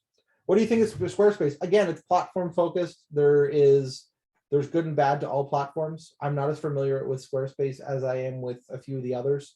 You really have to evaluate it for yourself. Normally the vehicle, like the platform, doesn't do anything in terms of the customer. Like the Shopify stores we design, you would never know it's Shopify. You would not be able to tell. We strip all of the brand. It looks like your store. So yes, there are businesses that say powered by Shopify at the bottom. We normally remove that, and it looks like your branding. But again, you wouldn't be able to tell a Squarespace store from a Shopify store. When it comes to a marketplace like eBay, Amazon, you're going to know you're on eBay or Amazon because you're not going to be able to remove that. Your listing is going to be on something like Etsy. But if you are going to have your own brand, like I be very honest, Nike uses Salesforce Commerce Cloud, and you would never know that until you did some digging. But yeah, Nike doesn't, like, they're the biggest brands use someone else's technology all the time. So with you, it's completely up to whether or not. What I would be looking for is with Squarespace, I'd be looking for, is there a decent service provider around me that I can go to if I run into trouble? What does the support look like? Because most of the online platforms are the same. And then it's just about how much the ongoing running costs are. That's what I would look at. Cool. We're at the third step, fulfillment. And fulfillment is the act of fulfilling a product. Is a lot. Warehousing, processing. So warehousing, that could be your garage. Like, I mean, it's just where you're putting all the product. We're going to kind of go through this. I'm sure you've heard this term, pick, pack, ship. It's just great. I definitely want you to take a look at where you're storing the things, how you're picking them out of like itemized bins or off a shelf, trying to cut down the amount of process you've got there, packing it, making sure the packaging is good if you're using foam or air or whatever you're actually using there, and actually shipping it. Shipping it means getting it to a courier, not actually like that's the act of shipping is you're going to get it to someone to actually get to them. And then step 4 is delivery. We're going to talk about these guys real quick. So these are couriers. There are many more than the ones that are on this page. Obviously, if you're selling in the States, USPS, United States Postal Service is one of the big ones. They've got all kinds of goodies over there. You are going to need an account with one or more shipping couriers. The best thing that you can do, this is like, it's really, really, really easy to get this straightforward. The best thing that you could do, and the easiest thing that you can do as a small business owner, is physically take your product and your product packaging and go visit these guys. They all have locations. I've got a UPS store like 400 meters down the road. I've got a Canada Post that like go and just take your product to them. They will be able to tell you, great. They will weigh it. They will tell you how much it is to ship. They're going to give you some rates to go and say in province, out of province. They're going to give you all the information. It's their business. They're going to give you a quote right there. Here's how much it costs. Done. They might give you some volume discounts at certain breakpoints. Like if you ship 100 of these things, great. Every single one of them is going to come back with a different price, at which point you'll be able to pick the one that works best for you. That's the best way to do for a small business to figure out their shipping costs. Just take it. Shippingeasy.com. I have not. There are plenty of online. Normally Shipping Easy, so Shipping Easy, ClickShip, FreightCom, there's going to be a bunch that are there. They are all subcategories of these guys. So they are all like, to put it in like a cell phone carrier, they're like someone buying cell tower rights off of a bigger player. There's nothing wrong with that. There's absolutely nothing wrong with that. If you needed like to keep your product at a certain temperature, or like their shipping solutions are all over the place. And the big thing there is just getting an accurate rate from someone. And normally with the big guys, you just bring them your product, weight, dimensions, and then distance. Easy, 3 variables, weight, dimensions, distance. Cool. Yeah. And so there's going to be a bunch of options with there. There's going to be lots of those aggregators. Essentially what you're talking about is a broker. There's lots of them. There's lots and lots and lots of them. You can go take your product to them. They'll go shop it around. They'll come back and give you a rate. No problem. But that's what you must do. You must do. So there's a bunch here, like the ones that you were just talking about. These are brokers. ChitChat, ShipStation, ClickShip. These are all brokers, very similar to the one that you just mentioned, shippingeasy.com. They do the same thing. These do the same thing. Normally what they have is an integration. So I'm more familiar with this on Shopify. They'll actually have a plugin that goes right into your store, so that if you've got a product A that weighs 1 pound and product B that weighs 10 pounds, it's all automated so that you don't need to bring 400 products to UPS to go and figure it all out. These guys do it all for you. Yes, they take a fee. There's going to be a fee that you'll pay them because they need to obviously get paid for the knowledge they've got. But again, if you have a wide inventory of product and you've got an audience across all of Canada, albeit it's different to ship something from Toronto to London rather than Toronto to Thunder Bay. There's going to be definitely a separate charge for those two things. Great. In terms of that fulfillment, we've got a few things that I want to go over. We've got 3 different types to fulfill. So I want to talk about a few things in terms of how this delivery works. We've got 3 methods of fulfillment. Direct fulfillment, which means you drive the product to so-and-so. Great. You drive the product to your customer. That's direct fulfillment. Totally fine. It's normally some small businesses offer it. Direct fulfillment is also like in-store pickup. Great. You ordered it online and you have a retail location and you can pick up your product a day later between the normal business hours. That's direct fulfillment. You are directly fulfilling the product to your customer. That's cool. Normally you're going to save a bunch. There's no shipping charges involved in that. Cool. There's what's called 3PL, third-party logistics. That's where you get these guys involved, or these guys. You're actually giving that away to someone else to handle. If you've got an audience outside your local region, you're going to need to do that. Obviously, you can't make a bazillion trips to Thunder Bay. And then you've got this cool thing called drop shipping. Used to be really, really popular about 5 years ago. It still happens. This is what drop shipping is. Really, really straightforward. You just never take inventory. The goal here is you are actually hooking up a supplier that is able to ship directly to your customer. Very, very straightforward. Not a lot of people are doing it right now just because the supply chain is so wonky. So getting something from offshore into inshore is a little bit difficult. This will become popular again once the supply chain issues are fixed, but you won't even know. If you are a customer, you will not know if that store is drop shipping or not. If they're good, the box just shows up.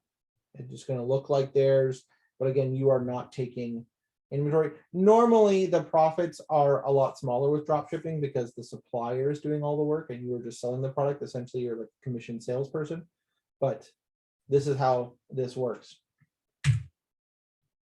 If you need a break, take it. If you don't need a break, don't take it. I think we're going to skip this because we're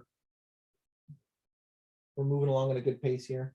Does anybody have any questions about any of the fulfillment shipping options that we just talked about? If no, that's okay. Yes, we'll keep going. On your canvas, you're going to write that stuff down. You're going to write down who is the shipping provider. You're going to write down the options that you've got. You're going to do all that. You're going to need to. You should be comparing those rates. Absolutely. If there are no questions, I'm going to keep going. If there are questions, let me know. We can go backwards. Marketing. Okay, every store needs it. Every store needs it. Great. My big underline there is you are not your audience. Your audience is your audience. From a marketing agency standpoint, we do not build billboards for the CEO. We build billboards for the people who are going to pay. So the goal here is when it comes to your online store, I'm sure you're gonna have friends, family, colleagues, a whole bunch. We take feedback when people open their wallets. We only take feedback from customers. We don't take feedback from friends. We don't take feedback from relatives. We take feedback from people who are buying the product. That's it. Because everyone has an opinion online. It's very, very cheap to have your opinion online. The goal there is your opinion only counts if they buy. So first things first, if they don't open their wallet, don't take their feedback. Real easy as business 101. Okay. We must advertise to those people that are willing to open their wallet. So I'm not advertising to family members. I'm not advertising to friends. I'm not doing that. It's not good. It's not good. It's not sustainable. You shouldn't need to advertise it. Friends and family should be paying full price because they want to support you.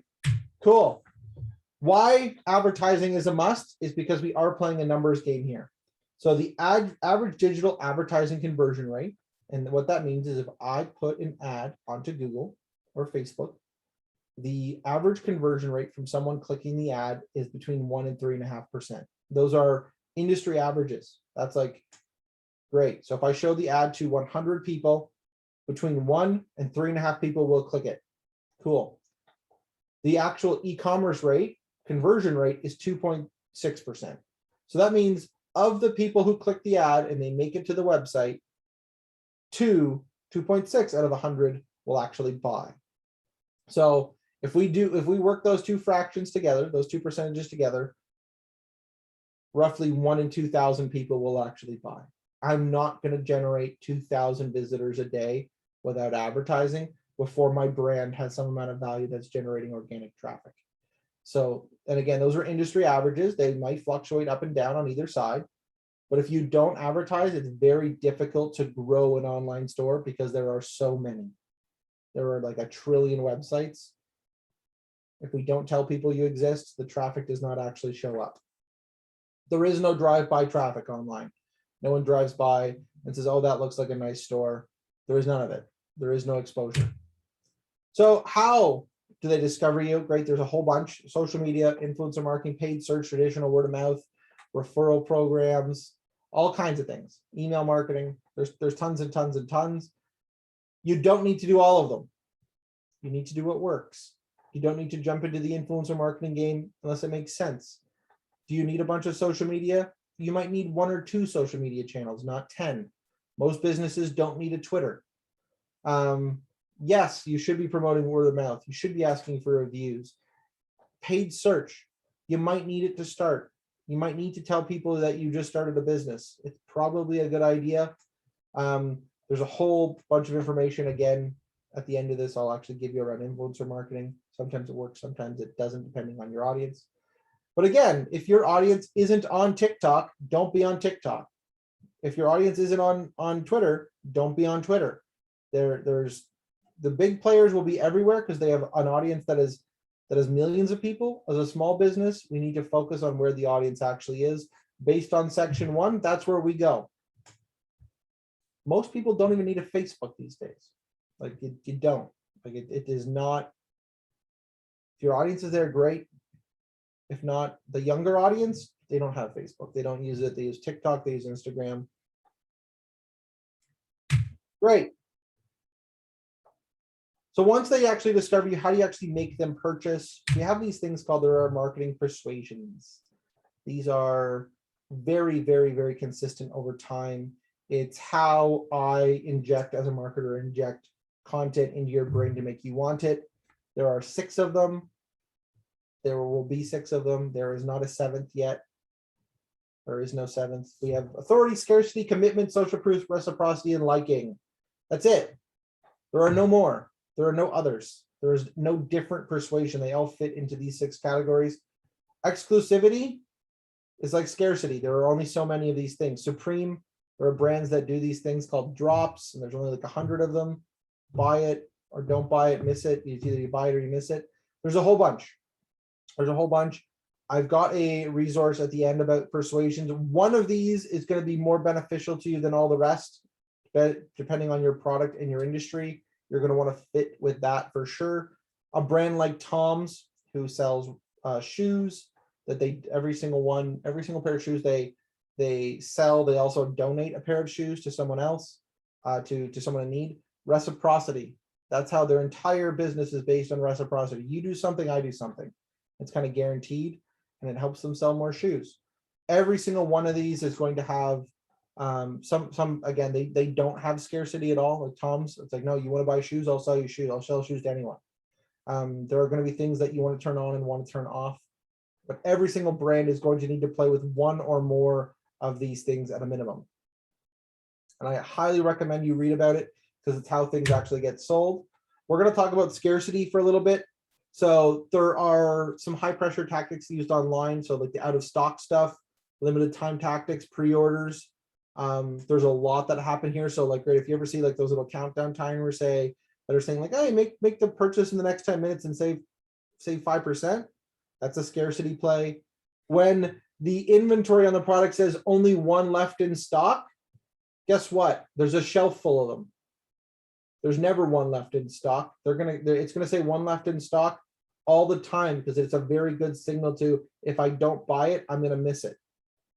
And we do that stuff all the time where we're just gonna permanently have it as there's only 1 left in stock. So like you can very much play on the emotions of someone with scarcity, even if you've got 1 million of them. I don't need to, I'm under no obligation to tell you how many I've got in stock. If I want to say 1 or if I want to say 1 million, it's completely up to you. There's lots and lots and lots about scarcity that most small businesses play with. Again, I'm going to show you the resources at the end for stuff, something like that.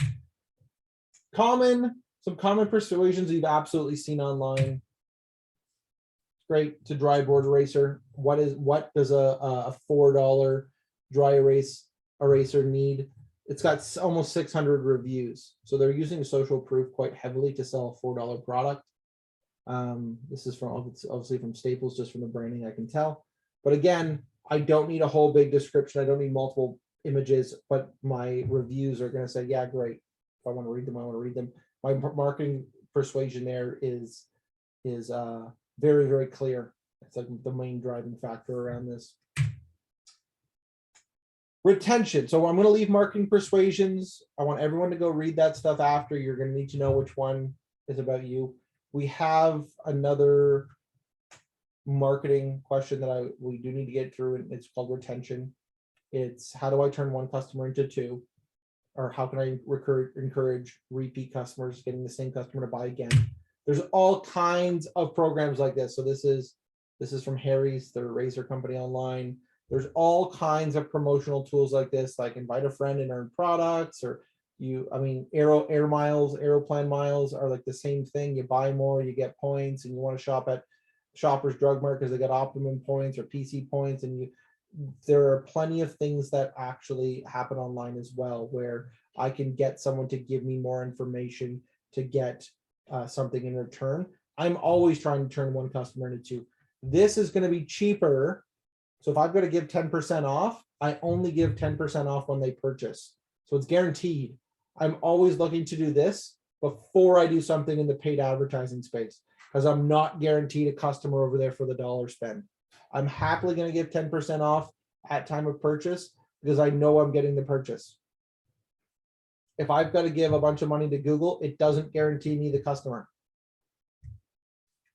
So there are plenty of referral programs and points programs and rewards programs and others. There's tons of them online. If your competitors are using any of them right now, you're going to probably want to do something along the same lines with your clientele. I would take a look. We didn't talk about that before, but what are they doing in terms of promotion strategy? This is where I would be looking at signing up to their email newsletter, and they're normally going to advertise their sales and how they're doing things within that. Online marketing, cart abandonment. Probably the biggest problem with online shoppers is cart abandonment. It's when they add something to their cart and they don't check out. They don't pay for it. They've just added it to their cart. They've gotten down so far into the journey. They're checking out their shipping, and they go, oh, you know what? I wasn't expecting a shipping charge. Go back to my friend Drake here with this awesome meme. Super easy to solve that. So instead of $10 plus $2.39 shipping, increase the product value, offer free shipping. You're immediately going to increase your conversion rates by having free shipping. People are not interested. They view shipping as an added expense that they shouldn't have to pay for. I'm going to do whatever I can do to offer free shipping. That will help my cart abandonment. The price you see on the screen is the price you're going to pay at checkout. People are more, again, it's very similar to a 13% sales tax, HST. The goal there is most Canadian customers are used to that. US customers are going to be the same thing based state to state. The shipping charges vary differently. So everyone can kind of account for 13% for tax. Your shipping can be crazy. We've seen shipping that's like 100% of the product value. It's like, now I'm paying double. Why am I doing that? I would rather just you raise your prices, get to free shipping. You're going to have way less headaches. Way less headaches. From an industry standpoint, abandoned cart is crazy. Like even even in fashion, we're at 7 out of 10 carts get abandoned. It's a huge amount of abandoned cart that needs to get fixed. You'll see them if you're on Shopify. It'll actually show you how many carts got started but didn't get finished. There's ways to recuperate those things, but again, there are some things that you just won't be able to get out of, like travel. People do lots of dreaming. They go and they check it out, and they're not even in the process of buying. But again, if you're not in travel, if you're not doing anything like that, I want to try and drive these products down. I want people to get across the finish line. You're going to need to take a look at your abandoned cart if you're doing this. Top reasons: unexpected shipping costs, 25% of the time. Yep. How to fix that? Put your shipping strategy on the homepage. Orders over $100 qualify for free shipping. Free shipping all of Ontario. We're going to do a free shipping event. That could be your sales event. It's just free shipping. I don't need to do anything. I need to tell people before they get to the checkout what their shipping charges are going to be, or they're going to leave. If you have to create a new account to finalize an order, it's a huge amount. It's like, I don't want to make an account. I just want to give you my credit card and get on with it. And then there's a whole bunch of like comparison shopping and researching without no intent to buy. There's always going to be that. People go into stores, they don't buy things, they pick it up, they look at it, they leave. Again, I've got another example for abandoned cart for you, a bunch of resources around that. You only need to care if it's a problem. And again, if it's a, you'll only determine if it's a problem if you start looking for things like this. Again, in store branding, or again with marketing, obviously store branding is very, very important. How things look, how things feel. This is a company called Bellroy. Bellroy is, they make leather products for wallets, clutches, phone cases, key rings, all bunch. Their branding is fantastic. It's really, really obvious what their products do. Obviously, the faded out version of the male wallet and the traditional purse have been condensed, and they're obviously selling space and looks and comfort, and they're very, very, very straightforward. They're not doing anything crazy here. They don't need $1 million product shoot. They needed an idea. They needed some color backgrounds, top-down shot, easy peasy. But again, it's on brand all the time. I'm going to challenge you guys to do the same thing. Is how does my photography, how does my branding impact how my customer feels? It does take time. If you don't have good camera equipment, you're gonna need to outsource some stuff. If you don't have a light box, you're gonna probably need to buy one. If you don't have the ability to create these assets yourself, you're going to need to hire someone. It's going to be cheaper for you to hire someone than it will be to buy a $4,000 camera and lens and spend a bunch of money learning how to edit photography. It'll just be easier for you to hire someone faster, more consistent. Don't take the time out of your business to learn how to be a photographer. It's not your business. Stay in your lane. Pretty much what I say here. If you're naturally inclined or if you've got a bunch of background in it, great, cool. Advantage to you. Do it yourself. If you can't do it yourself, you're going to need to find a service partner that's going to be able to handle it for you. Again, normally they're going to prioritize your work and your workload's probably already full. Activity 2, great. You can go back to those same stores you were looking at before, specifically about their branding, what makes it good. You're going to need to record these things down on why it's attracting the audience it does. Your imagery, videography, the copywriting is all going to need to be in line with that. It must meet their goals. If you're a high-end product with bad branding, there's going to be a problem. There's going to be a mismatch. Normally high-end products have great branding. The store looks amazing. I'm asking for a whole bunch more than the normal industry averages for a product. The brand should absolutely be amazing. Working on it. You got it. Working on it. That's what I love to hear. Yeah, branding is it's always a working, it's never done. I'm going to skip through this activity. I want to make sure there's a little bit of time at the end for this. We are at the end of the marketing section. Branding is a really, really important one. Most people don't have a ton of experience branding. Everyone can recognize good design, but getting there is normally a problem. People know what looks good. Most people know what looks good, but getting to good is normally where people struggle. And again, this is a great question that comes back to, not sure who asked it. Someone asked about, Farah, you asked about Squarespace. Branding and Squarespace kind of go hand in hand. I'd be looking for, do I have someone that's going to help me brand or advertise that has experience with the platform I'm on? So if you're looking for someone beyond logo design, things like that, if they're going to actually help you build the store, the online store, they're obviously going to need Squarespace experience to do that. That's where I'd be looking at going, can I find a service provider that I can trust, that's affordable, that's going to do good work, that is also familiar with that platform that I want to be on? You're going to need to find someone that fits those criteria. Cool. Questions about marketing? Any? I'm going to breathe through this last one. This last section is way more impactful in person. So we're gonna fly. It's gonna fly by because I can't actually make you guys do it. There's no question about marketing. We're gonna get to value. Value is determining profitability. Great. Business 101. I'm sorry, I had a question. Absolutely. Sorry. How do you feel about, okay, so one of my, I guess, reciprocity tactics is that I donate to a cause. Okay. And so I wanted to know, like, how do you feel about that? And should I consider that aspect in the total pricing of my product? Okay, so with something like that, it should be very apparent on every single page I visit. So on every single product page that I visit, it should absolutely hit me in the face saying 10% of this product, like 10% of your purchase gets donated to X and Y. I would be making that like, does that charity fit with my audience's values?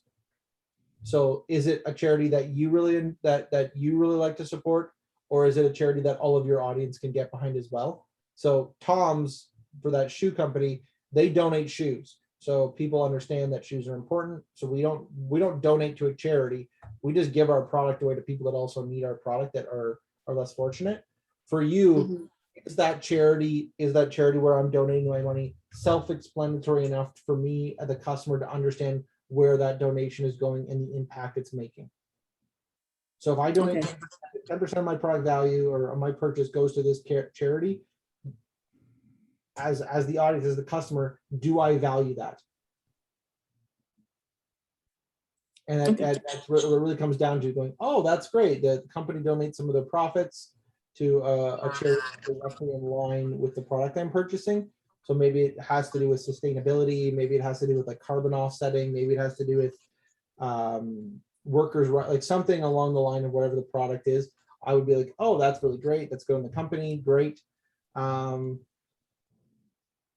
It's going to seem really easy, where if your product's $11 and you say I donate 10% to get the product back down to $10, it's gonna be like, yeah, you're actually not donating any of your profit. You just jacked up the price of the product. So I wouldn't increase the price at all. Normally customers can see through that. But again, that Okay. stuff needs to be very transparent. And normally if we're donating to a charity, I'm asking for a lot of the charity. What is the charity doing for me? What are they doing to promote me? That's what I care about. I want to get the most bang for my buck. And normally all of a charity can do is awareness. They're not going to give me anything. They're not Right. they're going to give me awareness. That's it. I actually haven't thought that far. So can you kind of, I guess, breeze over what the conversation would sound like with the charity? Because the charity I picked is pretty relevant, of course, but I just didn't think that they actually have to give back to me as well. Oh, they have to. Yeah, they absolutely have to give back to you. Normally they've got packages. Normally they're going to do something in terms of like getting a backlink on their website. They might do a news article about you. There might be an announcement. Every charity is going to be doing something different. From a B2B standpoint, donating to a charity, it's kind of a big deal. It's you're going to announce that to everyone. It's going to be kind of a staple. Normally you'll want to have that in place for a couple of years at the minimum. But Yeah. I'd be looking at going, here's what my expected contributions to the charity look like each year. So based on our sales last year, based on our sales, this is what the charity stand to benefit. So it's 10% of revenue or whatever it happens to be. This is what I'm expecting to give to you this year. What am I going to get in return? And again, it's awareness. That's what they can do. So if they're printing t-shirts to give to all their volunteers, I want my logo on that t-shirt. I'm going to be asking for all kinds of things in terms of their charitable initiatives. What can I get my brand involved? Because I'm giving you money. Essentially, working with a charity is a business advertising. That's it. Instead of giving it to another company, you're giving it to a charity in turn for exposure. And that exposure, they're mandated to put X amount of dollars towards the charitable initiatives. And again, part of the charity's job is to raise more money, in which case they're going to need active marketing to do so. And to do that, they need to attract more businesses and people to donate to the charity. And that's where, great, what am I going to get back? So you have those conversations of going, great, I'm scheduled to donate $5,000 this year based on my revenue. What do I get for that? Because it can't just be a feel good. The business will die. We don't do things in business for feel good. You volunteer your time for feel good. You don't give away your money.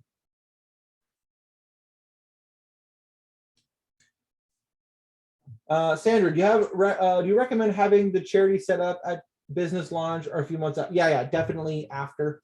You don't need all of this in place day one. Most charities, you're going to get more bang for your buck out of a charity if you have some revenue to show and you can actually go into those conversations a bit stronger. So you definitely don't need that for time of launch.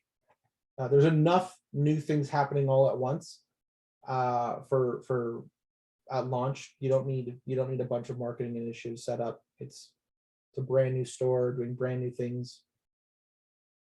The charitable donation shouldn't really happen until after year one.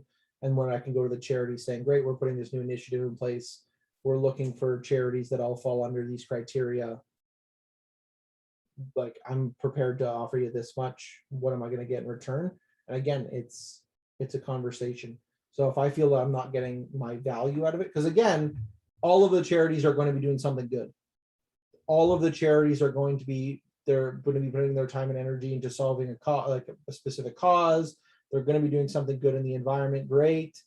What am I going to get back from that? I need to figure that out, because again, if this doesn't do what I need it to do and the business dies, we all lose. The charity doesn't get the money, the customer doesn't get the product need, and I don't get to actually continue on my livelihood. So that needs to be a balance. Cool. A few minutes left before 11. I want to get through this. Great. Value, really important. We need to make sure we collect more than we spend. Really straightforward. There's a nice chart there for you. We're going to go through all of the break-even costs and everything. We have 3 types of expenses as a business: one-time, fixed, recurring expense, and variable. We're going to go over each of them really quickly.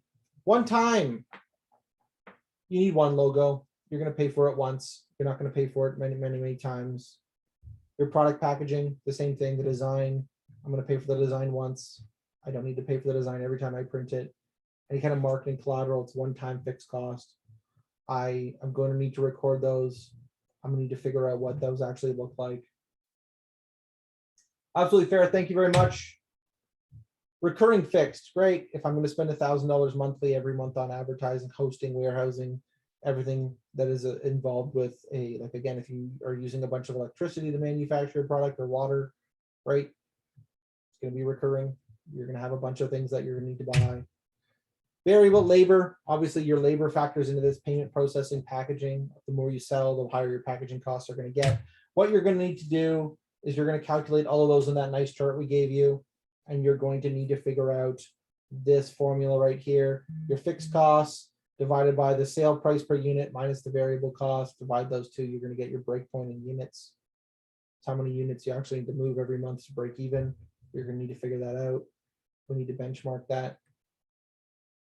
That's it. That's it. The last section is really easy when we do this stuff online, because all the numbers, your numbers. We don't need to share that with anybody else. If we were in person, we'd walk around and help. Great. Resources, where you go and you get stuff. There's a bunch. If you download the slides, these are all throughout the slides. When there was a resource mentioned, there's a whole bunch of links here. Best way to do that is just download the slides. They're here. There's more of them. There's lots. Continue your reading on. Cool. Are there any questions? We're at the end. We're at the end. 5 minutes to spare.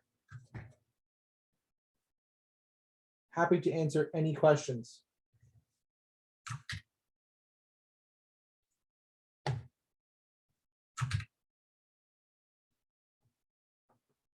there are any questions at all, wide open. Oh, influencer marketing. Yes.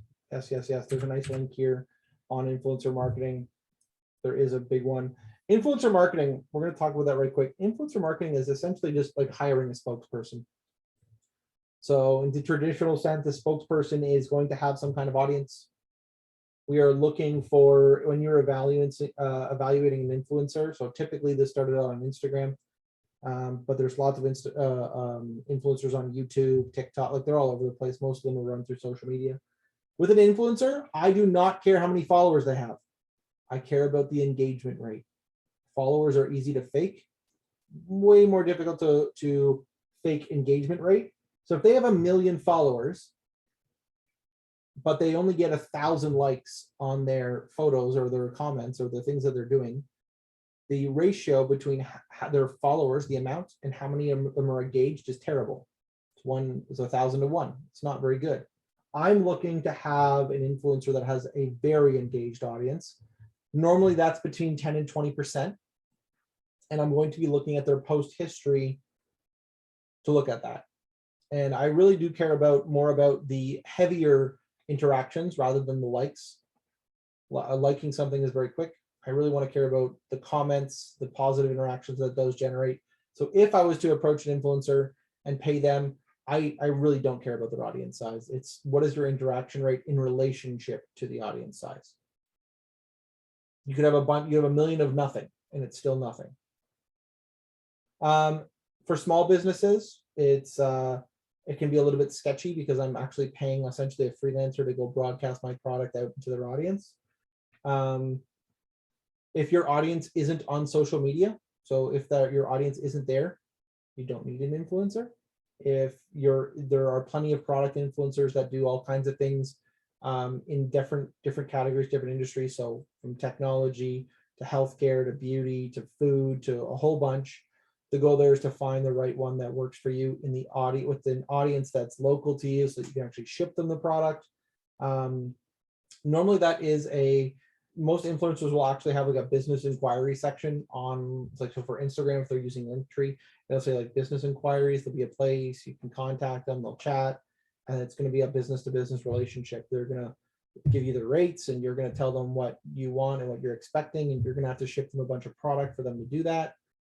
Good influencers do not work for free. Like, they do not get to pay their bills based on free product. It's not how it works. So I would be factoring that in. Most influencers do not reach out to you. So if an influencer reaches out to you saying, "Hey, I'll give me some free product and I'll put a social media post," no, that's not how this works. It's a business to business transaction. Sometimes there's a contract involved. How many posts am I buying? What are the results? There's all kinds of cool things that can happen in terms of like commission sales. So they get a discount code, or they get something that's in line with them, so they can share with their audience that they can attribute the sales that they drive. They get paid a commission rather than a flat rate. There's all different models. It really comes down to connecting with the influencer themselves and then talking. It's just a communication piece. That's where I would start. If you yourself are not on social media, like, so if the brand is not on social media either, influencer marketing is far less impactful. Because if I had a social media channel in the same platform as the influencer, I'm going to try and gather a bunch of increased followers and likes and things like that as well. Any other questions?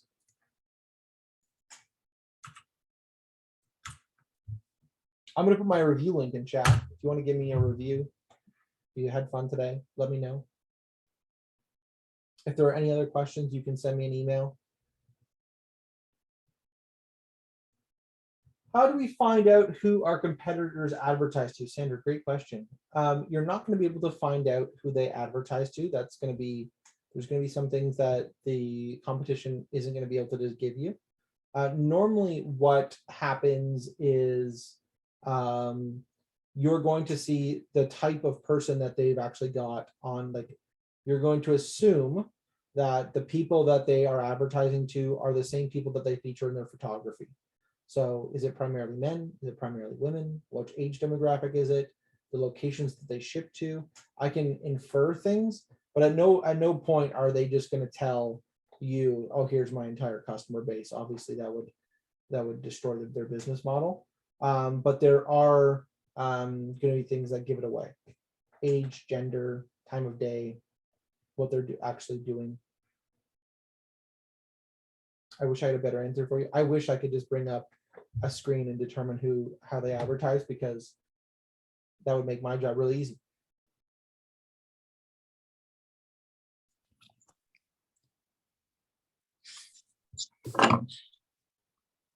Hi. Yep. Sorry. Just, I know it's after 11, but really quickly, I'm a little like bold in my actions. So for me, I've actually decided to like reach out to the founders and CEOs of my direct competition. How do you feel about that? I mean, I've done it one time and it turned out really good, but I just don't know, generally speaking, like, I don't know if that's a good thing or not. Absolutely it is. Absolutely it is. I mentioned this before. You should absolutely have positive business relationships with your competitors. 100%. Okay, great. 100%. Just wondering if I'm on the right track. Absolutely, absolutely. There's no, like, you are competitors in business, you are not competitors as people. So again, like, I mean, we could use a sports analogy for this. Kobe Bryant and Michael Jordan have to play the game of basketball. They both love it. They're going to be enemies on the court when it's like, okay, great. I need to get the customer. I need to get the ball in the net. I need to win. But off the court, they're friends because they both love, like, they share so many things in common that it would be a shame if they weren't. But on the court, they put their game. So it's this exact same thing in business. It's like, great. We golf with a lot of our competitors. We talk, we share ideas. The whole idea is that we're normally in competition with bigger players. Like, if you're selling a drink, you're in competition against Coca-Cola. You're in competition against the people that are making billions of dollars. You're in competition against the coffee industry, the tea. You're in competition against major players. The other brand down the road that's got 10 employees, not really. Like, your mission and their mission are so aligned.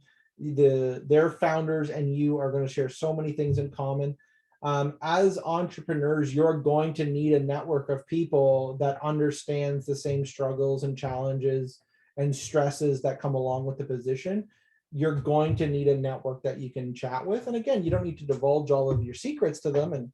But at the same time, it's going to allow you to build and grow as an individual. So absolutely, you are going to need essentially relationships with people in the industry, whether they're competitors or not.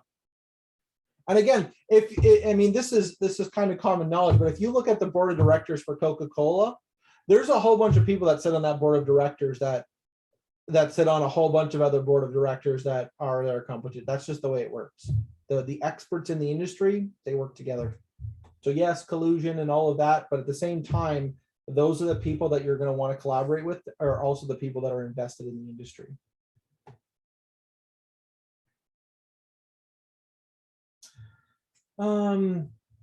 Sandra, good question.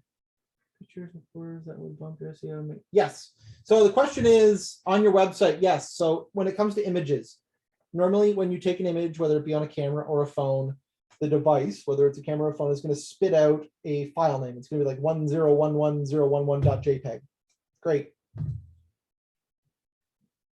Search engines are going to read that file name, that 1011.101.jpg, and they're going to have no idea what's in that photo. They're not smart enough yet to realize what content is in the photo. We need to rename those files. We need to take that 1011 off, and we need to add a description. This is called an alt tag or alt text. So the goal there is I would be replacing the name that comes off the camera with what's actually in the photo. And the best thing to do this is I'm going to treat you like you're blind, and you're going to describe to me what's happening in the photo. That's the title of the photo. So the computer doesn't have eyes. You need to tell it what's there.